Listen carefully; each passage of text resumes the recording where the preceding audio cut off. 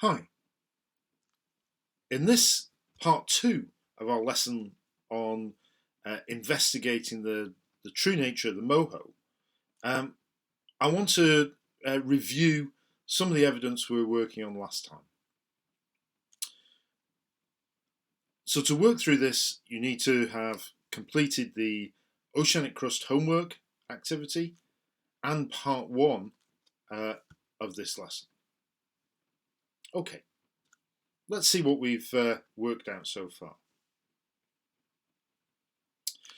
If we think what we actually know about the oceanic crust, we have discovered that the layered structure that we can see through changes in seismic velocity can be explained by looking at the alteration of mantle material when it comes into contact with water. This process we call serpentinization. And in particular, this seems to have an effect at slow spreading ridges. So where we have a divergent plate margin where the plates are moving very slowly, perhaps that gives more time for water to get into the mantle and to alter the properties, the seismic properties of that rock. Now, if this is the case, this has big implications for our understanding of how plate tectonics works, particularly divergent margins, how heat is transferred from deep within the Earth to the surface, even into our understanding of life and the origins of life. Okay. This is not an easy thing to work out. The deep ocean is a difficult place to get to. It's a very difficult place to study. You can send submarines down to take samples, but that's obviously only going to be from the surface, and it's expensive. $250,000 a dive. And really, to understand what these rocks are, there's only one way to find out, and that's to go and drill a hole, go and get some of those rocks and recover them to the surface. Now, that's not a new idea. Back in the late 1950s, early 1960s, there was a big scientific research project called the Moho. It's a great name for a research to drill into the mantle. But it wasn't very successful. They only managed to drill 13.5 meters into the oceanic crust. Not very far. But what that did do was stimulate an international oceanic drilling program. It cost a lot of money, but it just really didn't get very deep at all. So, if we move forward to recent years, this is the research vessel Joy Des Resolution. This is the International Drilling Program research ship. This ship can be booked for scientific research. It goes on a global program planned years in advance to collect scientific data from the oceans. To be able to do that, though, you have to pay. So it depends on getting research grants to be able to pay for this. The ship itself was used for a project to drill into the oceanic crust as part of what they call Expedition 360. Each of the different scientific cruises gets its own number. And this was looking at the Indian Ocean and the oceanic crust in that area. The ship itself, it's a large ship, 143 meters long, and this perhaps most obvious feature is its drilling rig. this this rig is able to drill into the deep ocean floor.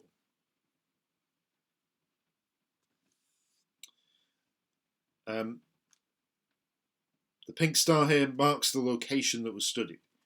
You can see it's close to the mid-Indian Ridge, running, well, several hundred kilometres off the coast of Madagascar.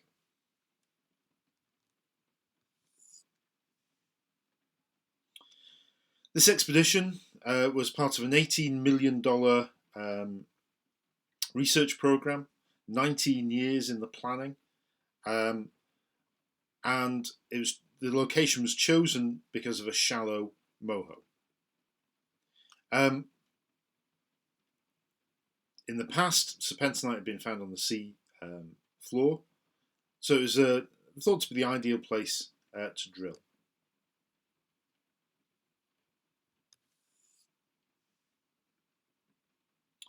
The expedition then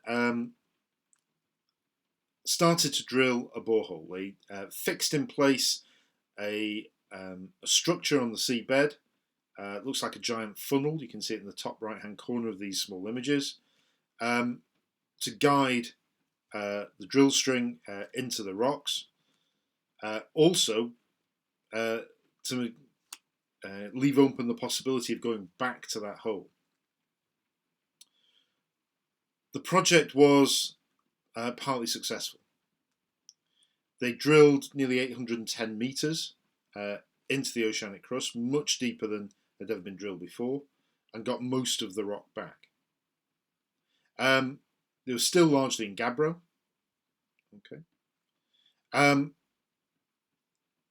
But they did reveal some interesting things about the sequence of those gabbros.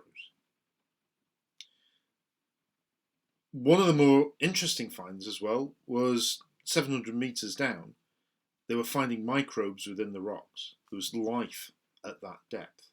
It's quite remarkable. But there were problems. There were problems with the drilling through what, gabbro is tough material. There were problems with getting access, weather. It wasn't as much recovery as they were hoping for. The hole, though, is still there, waiting to be reoccupied. So,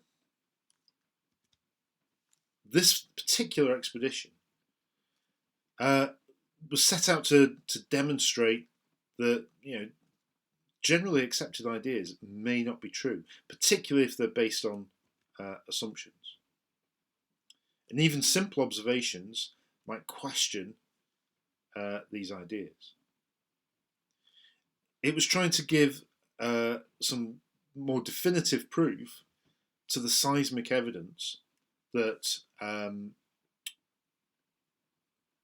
that had been generated over the years, and possibly to prove this alternative model of the serpentinized seafloor. Could also perhaps indicate what the Moho actually is, and to show the importance of real, proper rock data.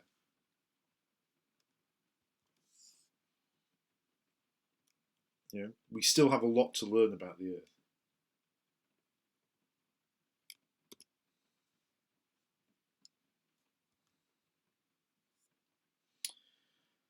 So,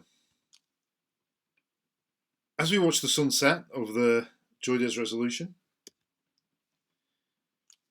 what do we know? We've got an alternative model, but we still don't have the definitive proof. The definitive proof might come if funding can be found to go and re-drill that hole, to continue on from 810 metres down. What's actually below that? Can we get more rock back? We have got good evidence on land of this layered structure. rock sequences called ophiolites that we find in places like Cyprus or Oman indicate that oceanic crust must be made of that. But we still need to find out whether that's the case everywhere or only in some places. So the serpentinized model is an interesting one that clearly needs to be tested more. But the challenges of getting to such a difficult location to do research and the expense of doing that could possibly be barriers to finding out definitively one way or the other. What do you think? Which way do you think the evidence points?